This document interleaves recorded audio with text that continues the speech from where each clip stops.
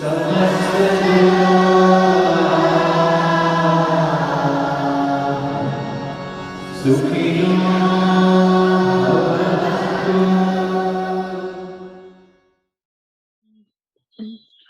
everyone, and welcome to our session today for Mantras for Peace.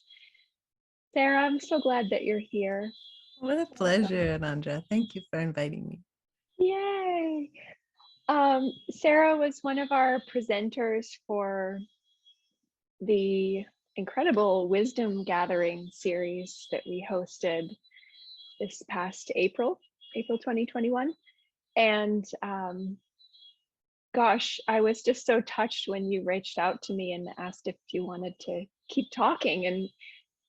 And so we've been chatting once a month regularly since April. And I'm so glad that you're here with us for this first presenter series, the live talks, because I feel like every time we talk, it's so nourishing and inspiring. And I learn so much, both about myself and from you. And I wanted to invite other people to be in that conversation with us. And I'm so delighted that it's a conversation. I just love conversations. Well, we're both in the right business then, aren't we? Because words are powerful and they can be healing. Yeah. So if you all who are joining us don't know Sarah yet, I hope you will go to mantrasforpeace.com and just dive into her wonderful talk that she did for the Wisdom Gathering or on the Heart of Sound YouTube channel and catch up with her. She's a neuroscience educator, beautiful author, and certified nonviolent communication trainer, among other talents, which may become revealed as we go along. And we're talking today about, what are we talking about today, Sarah? We settled on healing the either or split with resonance, non-duality, and the divided hemispheres. I'm so excited. Yeah. Thank you. So to start off in resonance, I'd like to invite everyone to just join me in a really simple, probably 5-8 minutes of chanting the Lokaha Samastaha Sukhino Bhavantu mantra. And I'm going to just go straight into it, basically, assuming that you all have either already gone to mantrasforpeace.com and signed up for the free chant community or host training or any of our resources so that you're already familiar with the mantra. But for those of you who might be absolutely brand new to it, I'm going to share my screen and you can see the text of the mantra. And we're going to just go ahead and chant for 5 minutes and enter into the peace channel before we have our illuminating conversation with you, Sarah. Yeah. So from wherever you are, please allow yourself to settle a little bit deeper into your seat, allowing your back body to rest into your chair, or even just allowing the skin along the back of your spine to just kind of settle down. And we'll take a couple of conscious breaths together before we start to make sound with our voices. So as we inhale, allow the lungs to fill with air, and then as you exhale, you bring the shoulder blades back down the spine and let the jaw and the tongue be loose on the exhale. Again, inhale. That's bringing the shoulders up to the ears and then rolling down on the exhale, allowing neck and jaw to be loose. And twice more in your own place. Inhale.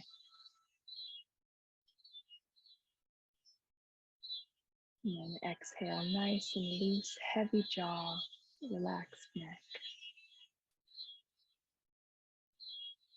And this next time, we will exhale together on the sound of Om.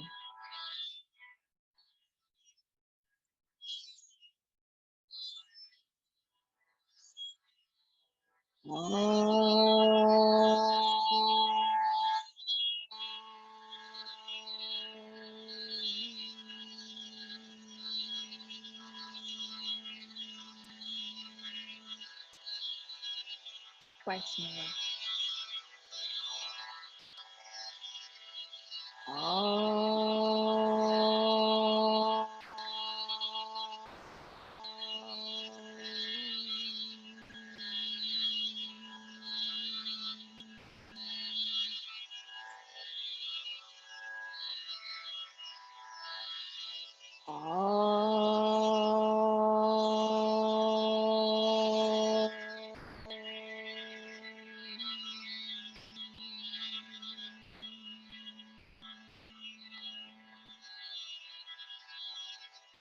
The mantra, I'll do it twice, call and response. For those of you who might be new to this mantra, welcome. And then we'll just do it in unison for the remainder of the time.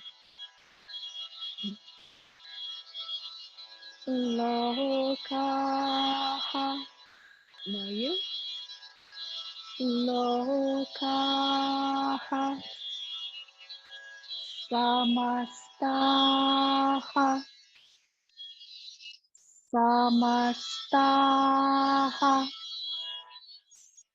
Sukhino. Sukhino. Bhavantu. Bhavantu. One more time, call and response. Lokaha. Lokaha. Samastaha. Samastaha. Sukhino. Sukhino. Bhavantu. Bhavantu. Now let's chant it all together for just a few minutes to allow the resonance of these Sanskrit sounds, which are designed to bring us into a vibrational state of peace. The rough translation is, may all the beings in all the worlds be happy. And as we chant together, you can just allow the sounds of the mantra to be like a vehicle for the deep wish of peace that you have in your heart.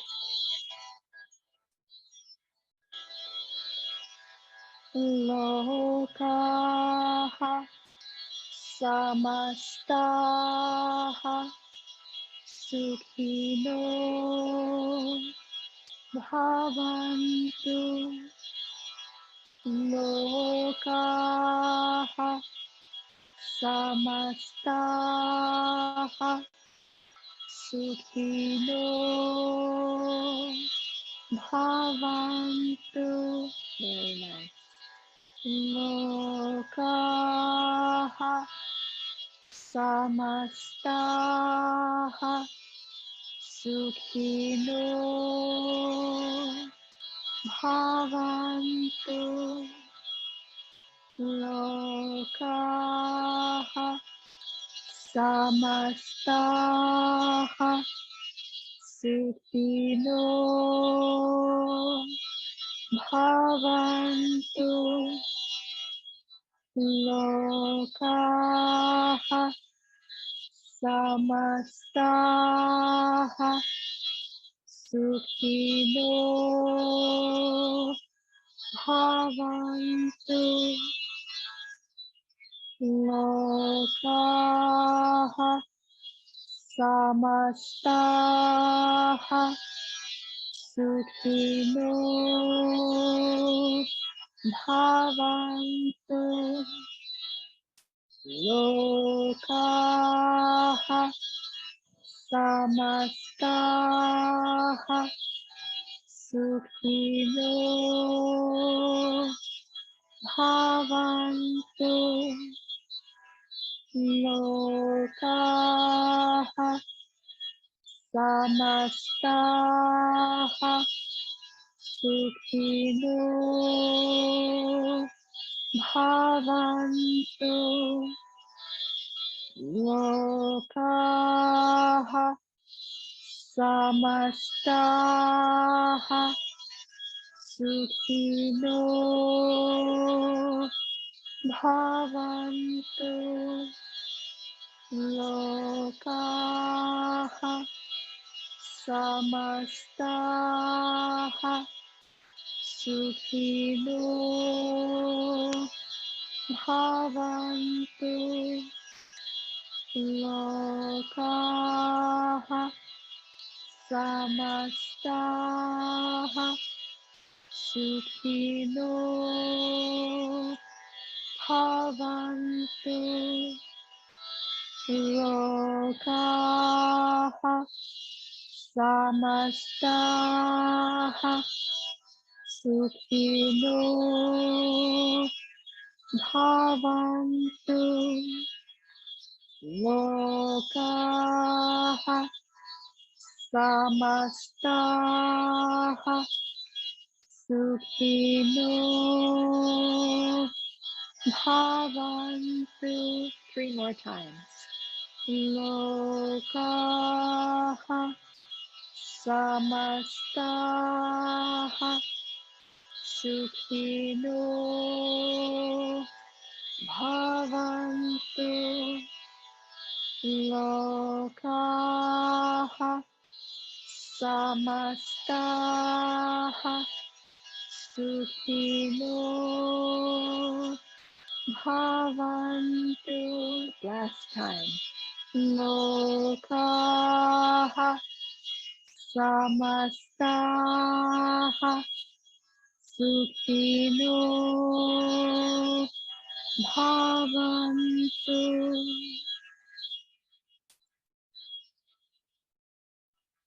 Just take a moment post chanting to observe the after sound, the effect of the vibration in your mind, heart, and body.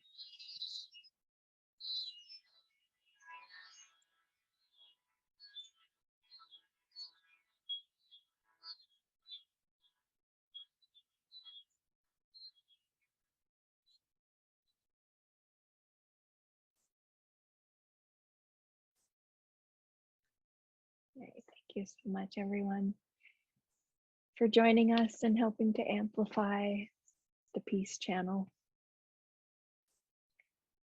Yeah. Even just a few minutes a day can really help set the groove, the habit of making our voices instruments of peace. Thank you.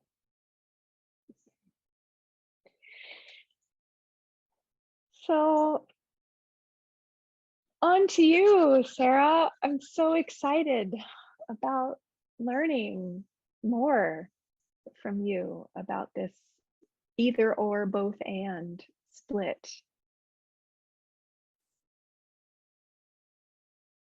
I think you'll have to unmute yourself. That will be helpful. It is, said that non-duality is nonverbal and that words take us right into dualism. So being muted is absolutely perfect for non-dualism. Absolutely perfect for non-dualism. Yes. Yeah. Yes. Yeah. Yes. So we should have a silent conversation. That's right. That's right. And I love this quote by Lao Tzu in the Tao Te Ching. The Tao that can be spoken is not the true and eternal Tao. The name that can be named is not the eternal name. The nameless is the beginning of heaven and earth, the named, the mother of 10,000 things. So when we talk about language and naming, which is what we're going to be doing tonight, for me it's tonight, for other people it's other times all over the world, we're kind of sort of swimming upstream to do the naming, but at the same time it seems like the whole discussion, the whole centuries-long discussion about dualism and non-duality is it really is reflected in the brain, almost like we've been creating a centuries-long metaphor dialogue about what human brains do, about what their capacities are, about our tendency to fall into dualism, and how and what the different paths are to non-duality. So that's sort of our beginning point. Evolving? Am I putting words in your mouth by saying evolving to a non-duality Yeah. and avoiding the tendency to fall into either or Yeah. thinking? Yeah, or if we're going to be very non-dual about it, maybe what we would do is have an infinite tenderness for our tendency to slip into duality. Mm. Because, and this is kind of where I had wanted to start, was with a couple of pictures of the brain. They're not pictures of the brain, they're cartoons that I had somebody draw for me. That I I'll don't know share. anyone who really would want their actual brain photographed. Yeah, no That kidding. would probably hurt. Yeah. Yeah, yeah. Oh, I can't wait. Let's see Yeah, them. so I'll share those. And then I prepared a bit of a meditation to allow us to experience this a bit. Let's see, play from the first slide, play from current slide. So uh, this is a bit of a cartoon that I had somebody draw for me that shows the brain and shows the front part of the brain, the prefrontal cortex, with hands reaching back for the amygdala, and then the picture below it showing the adult reaching for the child. And this really is a part of what happens when we are held with resonance, when we live in a world that's got enough that has enough vibrational understanding of us for our bodies to relax, because the vibrational quality of the chanting is so beautiful and really starts to relax human bodies. And the experience of being understood is another kind of resonance that relaxes human bodies. So when we reach for the part of ourselves that has an emotional experience, and we're going, of course you're having this emotional experience. I was just working with somebody who said that they wanted to say to their partner said something unkind, and they said what they wanted to say to their partner was, I don't feel like we're equals when you talk to me that way, which I enjoyed very much. I was like, wow, I celebrate this. I said, do you have any resistance against saying this to your partner? And the person said, yes, I'm a little bit afraid. And I said, do the cells of your body need any acknowledgement that you've had experiences of trying to say things like this before and being received with unkindness or with violence? And the person said, yes, absolutely. And as we nodded to the truth of that experience, then the body of that person just relaxed. And then they could imagine saying what they wanted to say, just with that acknowledgement that there's a historical kind of imprint that happens for our amygdalas. And when they are understood and acknowledged and not made wrong, then they relax and they go, oh, and yes, and now is now. And my partner is not the person who first yelled at me for expressing myself. My partner is a gentle person. And we're able to kind of disentangle ourselves from the past. Because in the brain, this amygdala, this baby part, is it really doesn't have any timestamp. It has 0 timestamp. It never knows what time it is. It always thinks it's trauma time.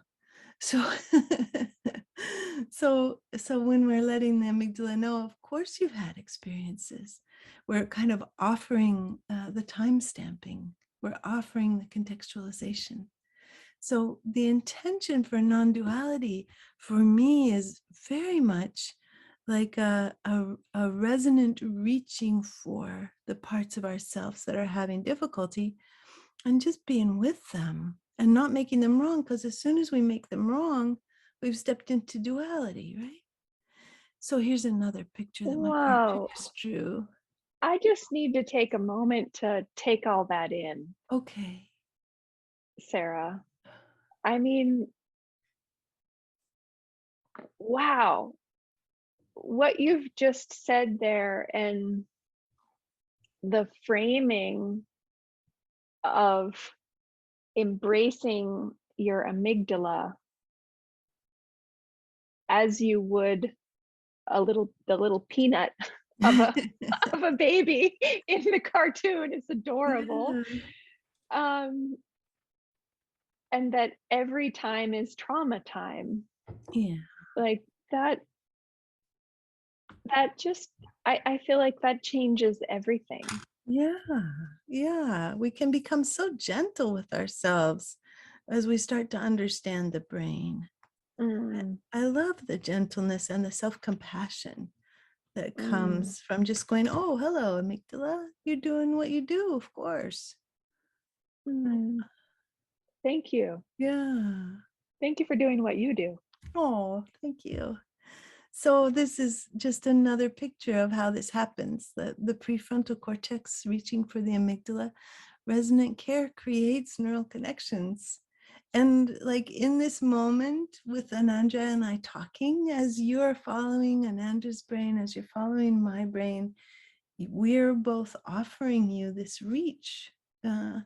Because what happens is the people that we pay attention to, we just without even knowing we're doing it, we model our brain use on them so extraordinarily that that if I'm a successful communicator, everybody who's listening is actually finishing my sentences before I even finish them.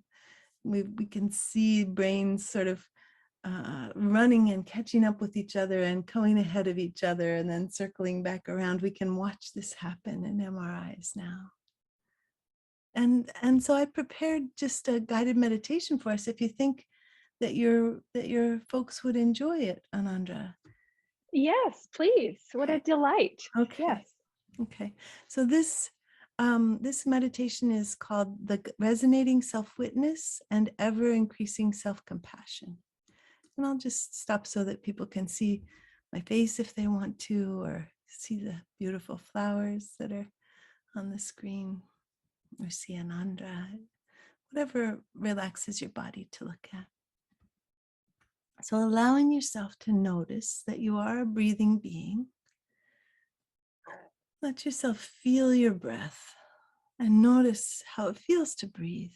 And in this community, I'm imagining there's a lot of experience of breathing and being with the breath. So what I'd like to invite here is not just that you notice your breath and you notice your attention, but that you actually devote a little bit of attentional energy to creating a warm, whatever feels good, a warm kind of aura or bubble around yourself of warmth for your cells, so that every bit of you is offered compassion and warmth. And sometimes it's a little odd. We're kind of used to sending our compassion and our warmth out into the world. And for just this meditation, I'll just invite you to just treat your cells the way you treat the global community, and to let your cells all be participants in receiving the love that you have to give. And allowing yourself to notice how it is to be you, to notice that your body is the convergence zone between the past that you have lived, the present moment of breathing, whatever you anticipate of the future. It all comes together right here with this beloved body. And allowing yourself to kind of maintain that sense of warmth for every cell while you are a breathing being.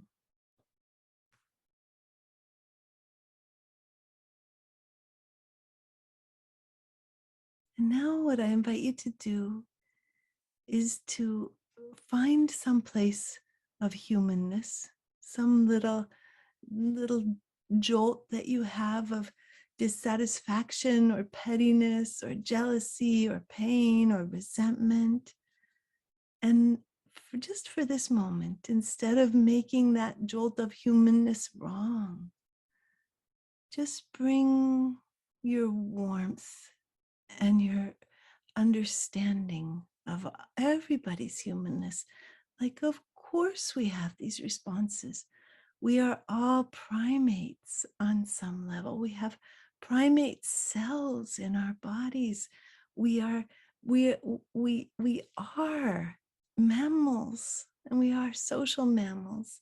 And the way we're treated matters to us, and how much people acknowledge our existence matters to us. And just say to the part of you that has this jolt of humanness, just say, oh, of course, as if you were a little one that you had infinite patience for.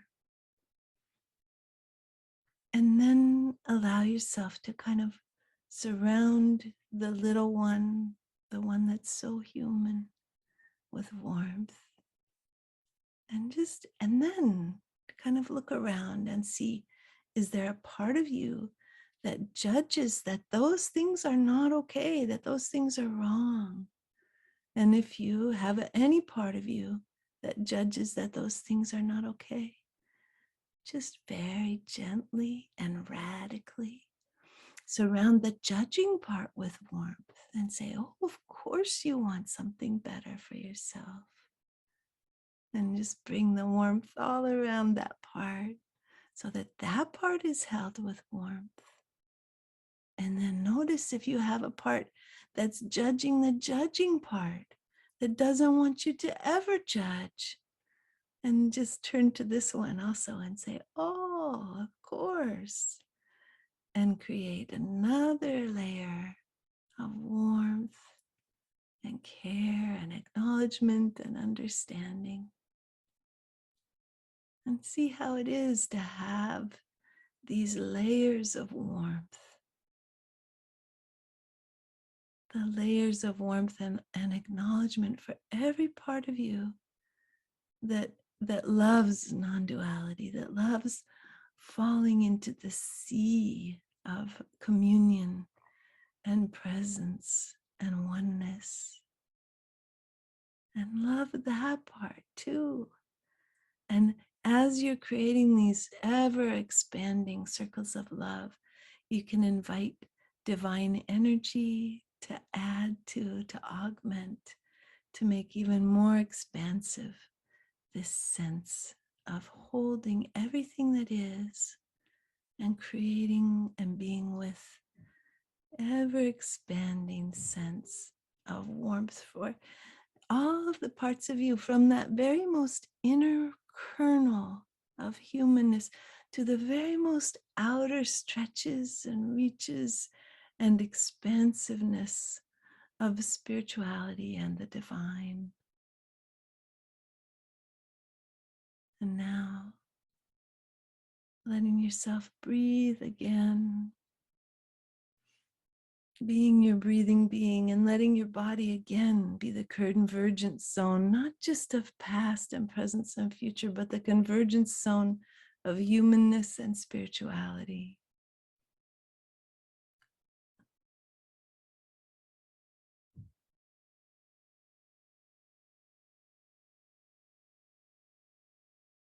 And just notice how it is to be you with this with these ever expanding circles of self-compassion and self-warmth, self-acceptance. And now let yourself hold everybody else too. Let yourself notice everybody else's kernels of humanness and everybody else's rings of expanding awareness. So that, supported by whatever your sense is of the divine, you get to create this beautiful piece that's circling everything. You get to not create it, but participate in it and join it. And now coming back to this body, this moment, letting yourself open your eyes, see the world that you're living in, make contact with any other living beings or plants that are within eye contact. It might be out a window, it might be a cat or a dog or a child or an old person sleeping, just acknowledging the life that's here in your world. There we are. Thank you, Anandra, and thank you, Anandra's community, for going on this journey with me.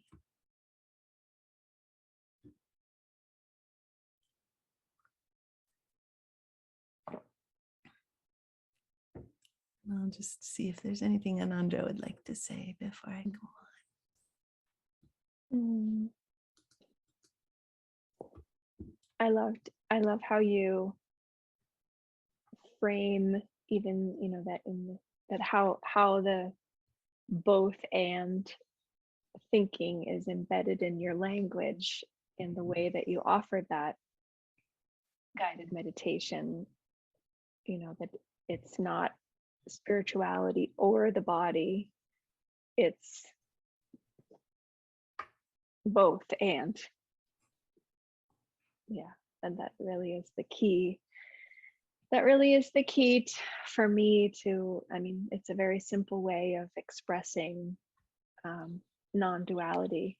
And so many of us were brought up, whether directly or just by influence of culture, to make a split between heaven and earth, between the divine and us. Yeah. And I think as far as, as hard as it is to transform or change fundamental belief systems, and that one right there is the most worthwhile growth edge I think that I've ever been through. And it was a there was a multi-year process of chipping away at my foundational beliefs, which I didn't even develop consciously. They were just assumptions, I think, that I kind of gleaned from the culture. And once I found non-dual in the Indian terminology, the non-dual tantric philosophy from Kashmiri Shaivism, it was like this radical, truly radical, life-changing, game-changing embrace. Like, oh, I didn't make any mistake in order to get here where I am today. I didn't sin to be living life and having my human ups and downs. Like, it's not a punishment for something bad that I did. And I wasn't even raised with religion. That was just something I picked up along along the way from being born, bred in America. Yeah. Um, but yeah, so that embrace of both and, I mean, I'm applying it to this spiritual topic, the God versus human, or God and human. But we also are seeing it, we're seeing the same type of thinking manifesting in the kind of culture wars that we're experiencing, not just in the United States, but kind of all over the world, in terms of a rise in radical thinking. And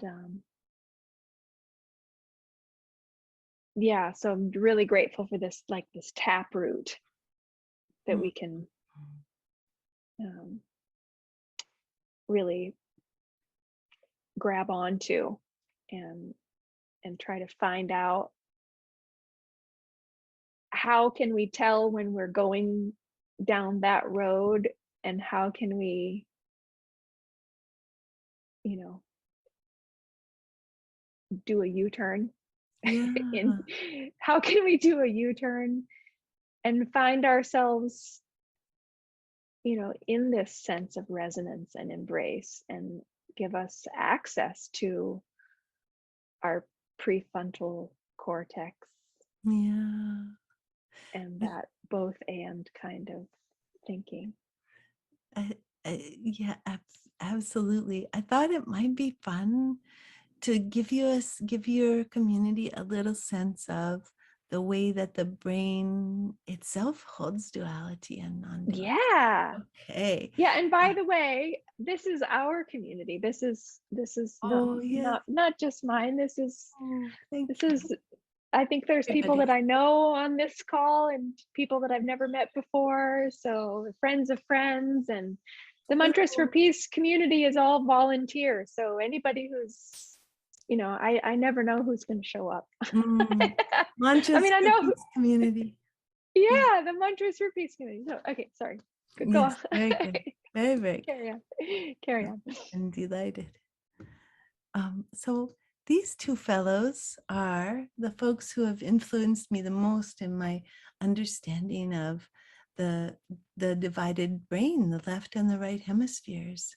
Hmm. And both of them say that our right hemispheres are structured by our relationships, and that they change our brain.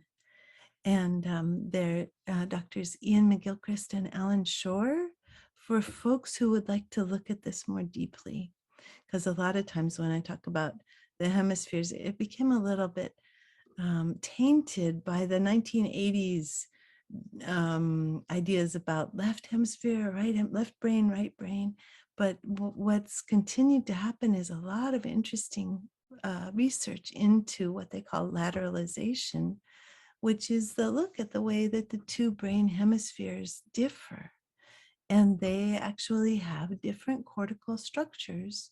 The left hemisphere has cortical neurons that are set up a little bit like the army, the marching band, an orchard of trees. And the right hemisphere has much longer neurons that run for miles inside the brain, so to speak. I mean, centimeters, and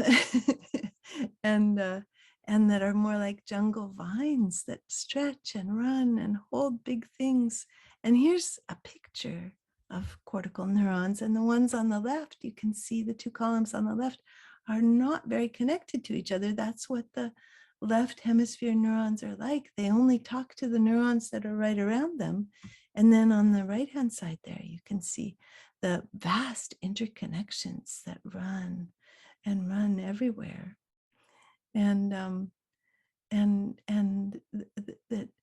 that grow and change. I actually have a wonderful video I'd love to show you for a little minute, if I can find it really quickly, that takes us into the pulsing life of the neurons. And And let me just see if it pulls up really quickly. Purple pulsing neuron, it says here. Okay, I've got it now. Now I'll share my screen. So here you see neurons in the brain. And as you watch this little video, which is not very long, you'll see the neural connections growing and neurons reaching for each other and things becoming more and more complex. What's happening in this brain is the same thing that's happening in all of our brains as we're having this conversation together, is we're changing each other. So Anandra and I are being changed by each other, but we're also being changed by your attention. And you, as you follow along with our explorations, do you see how this is becoming a more and more dense and complex picture as we go? So there's a sense of the growing, pulsing, aliveness of the neurons that are captured quite statically in the picture that we were just looking at. I'll go back to that picture.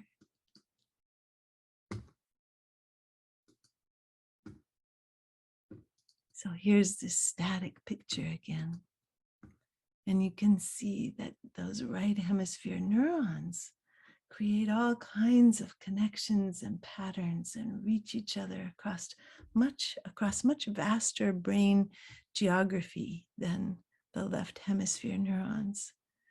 And this means that they really... In the last module, we took first steps towards understanding the electrical properties of individual neurons. Continuing to play. We learned how electrical forces and diffusion give rise to membrane. There we go. Whew, that alarmed me. Okay. Now I'll come back to my slides, which may still be showing for you, but are not showing for me. There we go. Okay. Our brains are roughly symmetrical, but have a visually observable torque. So throughout the animal kingdom, the right hemisphere of every animal that has a vertebrate weighs more, the right hemisphere weighs more than the left hemisphere, because all of those neural connections actually create neural weight. There's more connections, and so the brain hemisphere weighs more. The two sides usually work together. They're always working together, but they have different responsibilities, and they run on different neurotransmitters. The main neurotransmitter for the left hemisphere, which is largely our get things done hemisphere, is dopamine. Let's get things done. And that fuels those little marching neurons, little marching band neurons. And then on the right hemisphere, our right hemisphere is fueled by exploration. The main neurotransmitter of the right hemisphere is adrenaline. It loves little surprises and novelty and exploration and discovery. And the way that these two hemispheres look at the world is very different. It's a very different way to look at the world. And Ian McGilchrist says we have two hemispheres so that our brain can produce two different views of reality, that we need these two views of reality, which turn out to actually be a dualistic view of reality and a non-dual view of reality.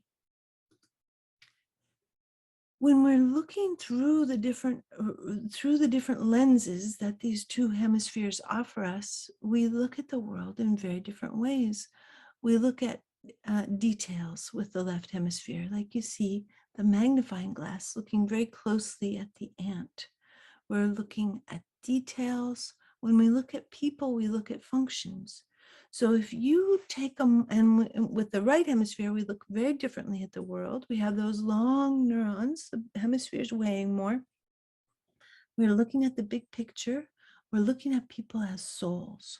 So just for a moment, you can take an exploration of what this feels like. So if you look at me and Anandra as functional teachers, like we have information to offer you, we are here and we're giving you our download. And you're here to take notes and to figure out what we're saying and to make it apply. And you have a job and we have a job. As you look at us in this way, what happens in your body? What do you notice? It's one of the ways that we look at the world is how do we get things done? And when I look at me and Anandra in this way, there's quite a lot of tension in my core. There's quite a lot of tension in my belly. I'll have Anandra say what happens for her with these two ways after I have you look at us in the other way. So close your eyes for a minute. Let that wash away. Take a breath. And now when you open your eyes, look at me and Anandra with a bit of a sense of like awe and mystery. We have 86 billion neurons each. There's no way that we can be fully known. We're a continual world of exploration for you, as you are also for yourselves and for the people you know, that people are mysteries and wonders and miracles. And see how that is for your body. And as I tune in there, there's a bit of heartache, there's a tenderness, but there's also just a great expansiveness and relaxation in my belly. Anandra, what happened for you with those two different ways of looking at people? I noticed right away that my excitement about the dopamine hit of getting stuff done started. Because I was like, oh yeah, I've got charts. I've got, a self-study map where you can literally check the boxes in my courses. Like, I like that kind of stuff. It satisfies me. It satisfies me. It like gives me that dopamine hit. It's very gratifying. I'm the rat pressing the sugar tube to get the hit.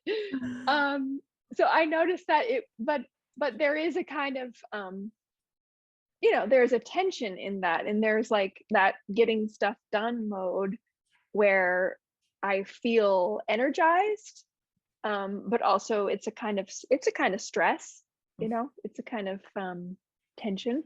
Yeah. In that moment, it didn't feel oppressive to me, but certainly I can easily recall times when being in that get stuff done mode felt heavy and like too much responsibility, and overwhelming. And then when I thought about the bird's eye view, big picture view, it just feels more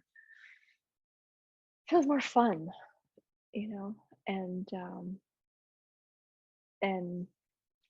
flowy, and I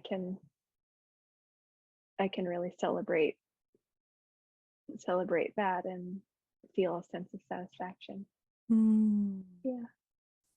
Fun. It's fun to explore it. And if anyone else in the chat would like to name anything about your body sensations with those two experiences, you're very, very welcome to name that in the chat.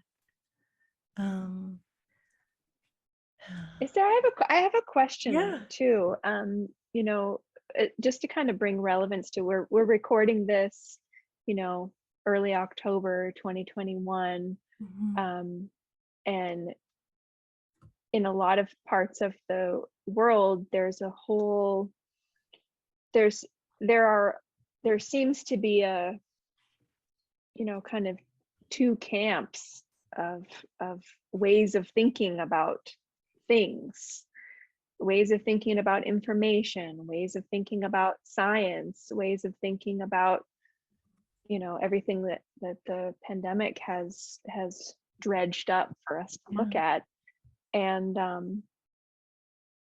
would you be willing to kind of put a little context around that in terms of left hemisphere versus absolutely right hemisphere thinking? One of the things that that kind of a tendency that shows up in the research when they're looking at, for example, one of the divides seems to be a divide between, it's not absolute, but a divide between conservatism and liberalism. And what I love most about the research into conservatism and liberalism is that when they asked people who were self-identified as conservative questions about the future and what they wanted, they answered in ways that were very predictably conservative. And when they asked people who were liberal questions about what they wanted and what they thought about the future, they answered in ways that were very predictably liberal.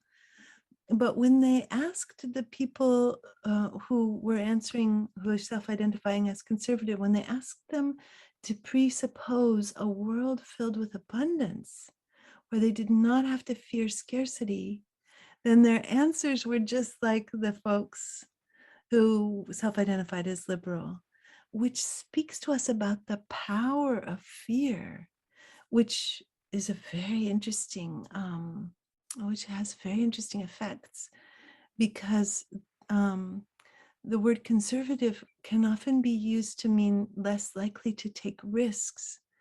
And one of the things we find in the worlds of people who are pro-vaccine and people who are pro-choice around vaccine is we find that fear and anger play a very strong role in people deciding how they want to act.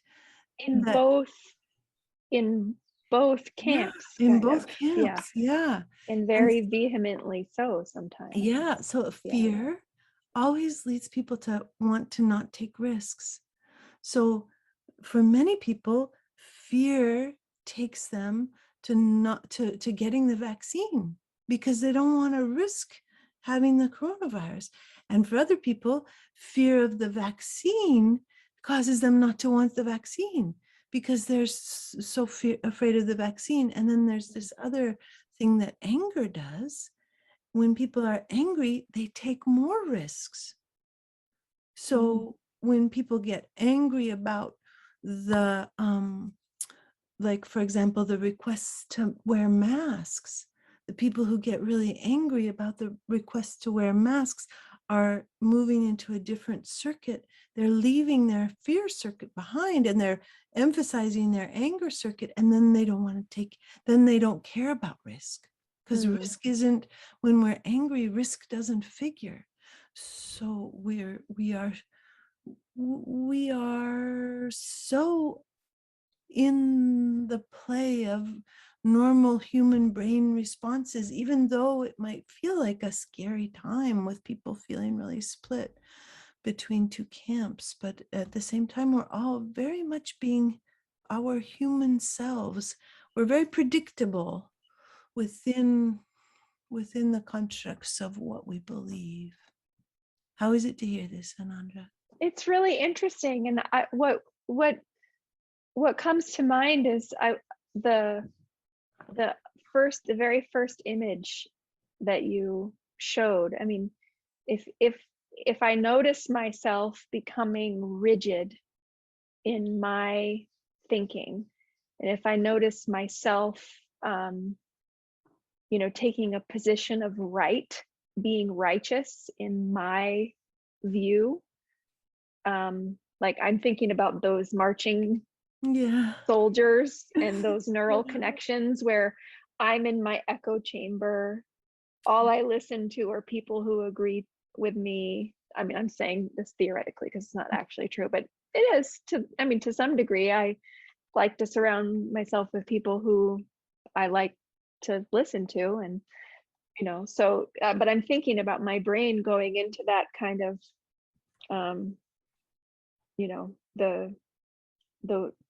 that pattern where it's lines rather than vines. and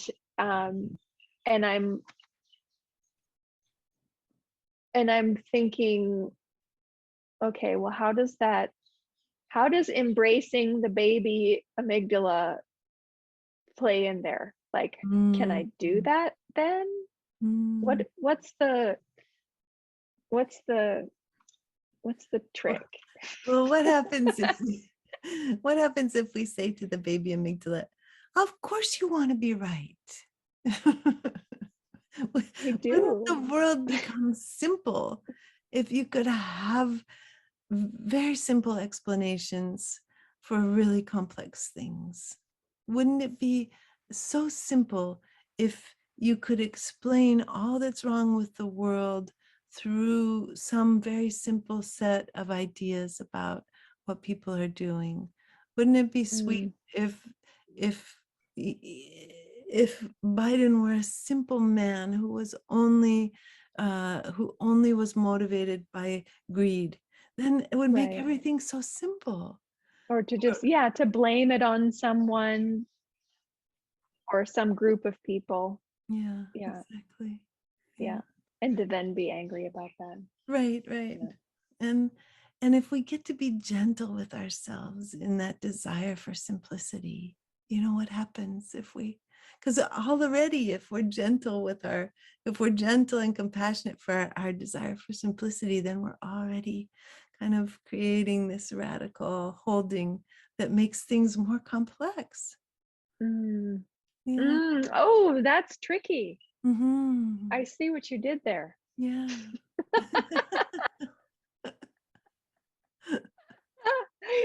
Sneaky little one there. Huh? Yeah. Adding, it also reminds me of the meditation too, where you were kind of adding concentric circles of, I can't remember the word you used, but embracing self-warmth, self-compassion, warmth around, like adding these concentric circles around the different sort of psychological layers of self-judgment. Because we all have a left hemisphere that wants to make things either or. Oh, dude, we do, don't we? And we all have a right hemisphere that we can enter into communion with. Yeah. And there's a very sweet piece of what I prepared exactly about why this makes it so tricky. It's about trauma. So let's take a moment and look at this, and then that'll expand our conversation. Oh, yay. That sounds great. So trauma and non-duality.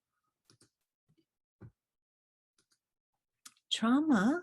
So the right hemisphere is the hemisphere we need for non-duality. And we need it to be able to do these concentric rings. We need it to be able to commune. We need it to have a sense of the peace that we're tapping into that's universal.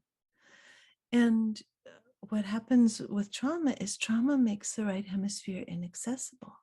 So it puts a lock on the door of the hemisphere that we most need to have access to in order to be able to come to the expansive place of non-dualism.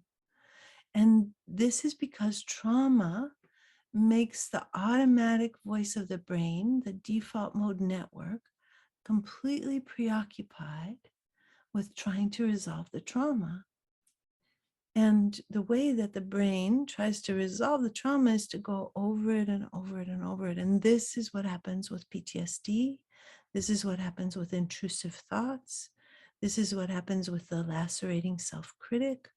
All of these things are the automatic voice of the brain, the default mode network. And just for a moment, when we try to open the door to a sense of communion or to a sense of great peace, then we can stumble into the right hemisphere's automatic voice of the brain. So trauma and experiences of unhealed trauma can make the part of our brain that's reaching for something greater not accessible to us. It can have a lock on that door because we don't want to go there. Because if we just stay in our left hemisphere getting things done, then we don't have to deal with the demons. We don't have to deal with the voices. We don't have to deal with the pain. We don't have to deal with the shame. We don't have to deal with the intrusive thoughts. We can just keep going. We can just keep working. We can just keep watching Netflix. We can just keep playing video games. We can just do the kinds of meditations that shift us into the left hemisphere, which are very meditations that are 1-point meditations that have you focus on a candle flame or just stay with one thing without adding any warmth for the self whatsoever. Those tend to bring people into their left hemisphere instead of creating the expansiveness. So well, what you've just said there is really, really important, I think, because sometimes, I mean, the general idea would be that spiritual practices or meditations or forms of yoga or Tai Chi or whatever would typically be assumed to be helping you. right. And they do help you focus. They can't, well, it depends, but I think that a really important distinction to riff off of where you started there is your approach. Yeah, exactly. Like we're doing mantras, right? And so if you're doing your mantra as a gotta get it done, repetition, and you're ticking off your 108 reps of your mantra, or you're doing it to avoid feeling what's going on in you. Yeah. You're doing it to distract yourself, or even to try to get high on the sound, to numb what's actually alive in you. Yeah. And versus like settling into the sound to allow the sound to be the warmth, the bath of the sound to be the warmth that surrounds and penetrates and enlivens and tingles everything. And then having to ride through and do the healing work with the trauma that it might arise from that, if we've lived lives of trauma. Yeah. And I mean, I don't know anybody who doesn't have some trauma. Most of us have a pretty big backpack that we're carrying around. And so I wanted to really amplify that point, because there's a way to do our practices. I would guess that just about any practice that's out there, there's a way to do it with warmth and resonance, and interoception, and looking inside and being with what's alive. And there's also a way to do it with rigidity and judgment and self-violence. Yeah, it's so true. And we learn that self-violence so early. And sometimes we think, where could I have learned that self-violence? We think no one was cruel to me. And then we realize, oh, my mother was cruel to herself. My father was cruel to himself. That's where I learned the self-violence, by modeling rather than by receiving abuse.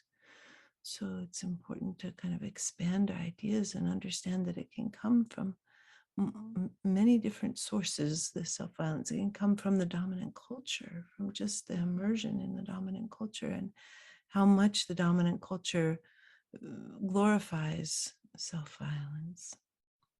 Yeah. And your image or your video of the neural networks forming is so interesting there. And it makes me think about, in Sanskrit, the word is satsang, to be in the company of truth. And in this case, we're talking about being in that resonance field of having these conversations with others of like mind, or aspirationally like mind, to sort of bathe in the resonance of how we are being with ourselves, as a different kind of modeling. Yes. Yeah. Like I get so much just from the tone of your voice. Thank you. Anyway, I didn't want to go on too much of a tangent there. I really am curious about so many more things that I think you have planned for us. So is there Well, something else? actually, I've touched on the main things, Okay. which are the left and the right hemisphere, and understanding that our vision of the world that is dualistic is our birthright just as much as our vision of the world that is And non-dual. necessary. Yes, and necessary so that we can get things done. That's why I like IKEA organizers. Yes. Like why my files are sort of organized. Yeah. Yes. And then just starting to open the door to an understanding of the impact of trauma and how important trauma healing is, how important it is to turn towards our amygdala, to circle back around to the resonating self-witness, to be able to reach for our own amygdalas in the experience of trauma. And to allow ourselves to both accompany ourselves and be accompanied by others, and to in the mantras to allow the mantras to become an accompaniment, that to let them touch us and change us. Those are my main thoughts for us tonight. And so I wonder if there are any other thoughts that people have, that if they have questions that I could answer for a little while before, or questions that they'd like you and I to think about together. I see one here in the Q&A box, which I'll read out loud, and maybe David can come on the screen if he wants to. It's from David. He says, "Hi Sarah, why do you think so many of us are attracted to dualism as opposed to embracing our sweet whole beings?" Well, I believe that resonance in all its forms is the most scarce experience that exists on the planet. That the gravitational pull of the instrumental brain is so intense that that resonance easily becomes obliterated. And so we need these practices that allow resonance to become a living discipline, a living practice that we carry with us and share in the world, in order to begin to take a stand against that gravitational pull toward blame. The thing about the right hemisphere and the movement away from blame and right wrong thinking, either or thinking, is it requires us to be accompanied in our mourning, because the antithesis of blame and the remedy for blame is not sainthood, but rather mourning. So, and mourning is very hard to do all by ourselves. We need to have people who instead of trying to fix things for us, can say to us, "Of course your sadness makes sense." And when was the last time any of us had someone actually say to us, "Of course your sadness makes sense"? So this, David, is why I have a sense that we tend to go towards the dualism, because it's easier in a world where we are not accompanied, and easier in a world where the fuel is blame rather than mourning. And Anandra, what are your thoughts on this one? I love the way that you put that, and the way that you just gave one question to ask yourself, or you gave a dialogue for response. Well, of course you're feeling blank, and just having that acknowledgement in the terminology that I often use is like the acknowledgement embrace of what is alive in me, whether it's on the happy side or the sad side, or the elated or the disappointed, or the, you know, like just to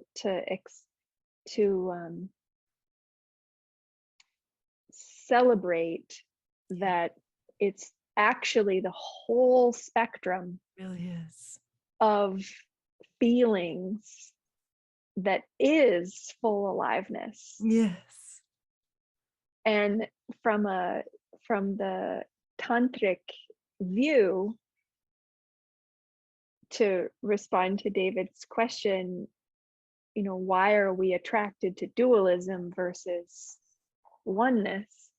It's that consciousness itself, like the initial impulse of the movement from nothing into something, is a movement into creativity. It's a movement into exploration. It's a movement, an intentional movement into duality for the purposes of creative play. And mistakes and forgetting and suffering is inevitable. It is expected. It is inherent in the experiment. And there's the forces of concealing grace. So the grace is in the concealing of the oneness. And then what you're talking about is the rarity of the revealing grace, which is where all of the juicy, bitter, sweet, pungent, the whole roiling messiness of being alive is fuel for the compost. You know, it is fuel for the celebration and the appreciation of the complexity. Yeah, that's for sure. Like the complexity is the end game. And it is to be enjoyed and reveled if we have that capacity. And I'm waving my arms out, like kind of imagining, I actually would do them out my screen view, but you know, like to give this sense of this kind of undulating sense of self and embrace of self that includes the whole dynamic polarity, and to include, to give the sense of that like sort of pulsation of aliveness that is you know, on the edges of experience. Because the more, you know, the more that we can allow ourselves to feel what is alive in us without judgment, without, you know, even, well, you can judge it, but still allow yourself to embrace even that judgment, you know. The more we can do that, the more we expand our capacity to celebrate the complexity. And from everything that I know about really working with trauma and healing trauma, it's all about the capacity to tolerate sensation and to feel what is alive, you know, in the moment. And to have somebody with us, so that we're not having to do something undoable, which is to feel all that stuff alone, which is why we have the trauma in the first place, was because we were put in a situation where we had to feel it alone.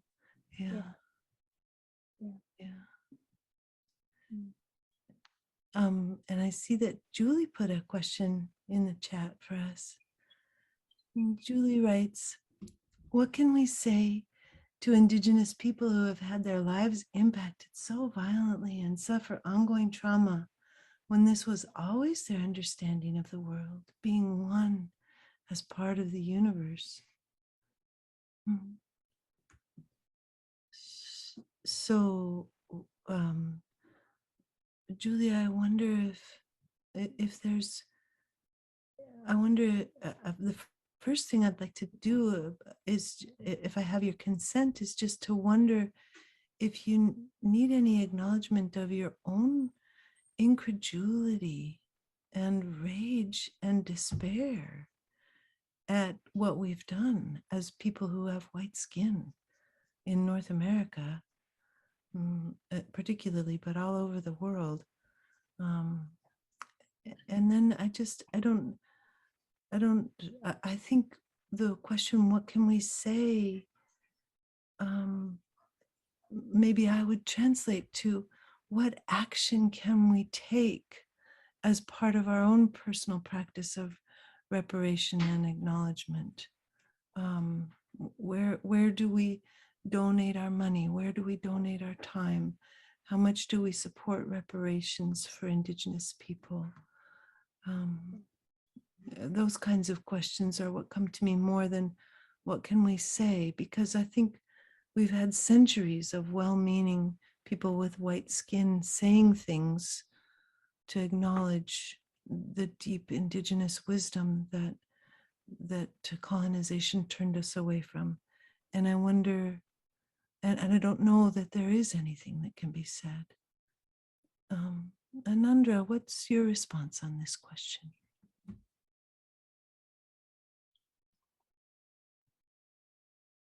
I echo everything that you said, and what comes to my heart is to say nothing, to listen.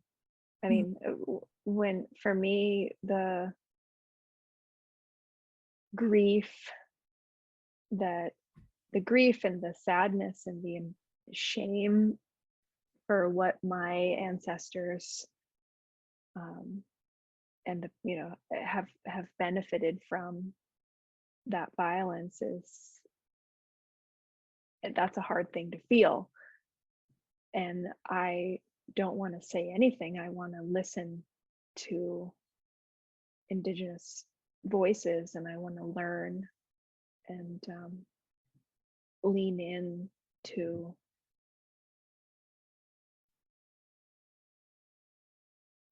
raise those voices up and pay attention to what the Indigenous elders are doing and saying.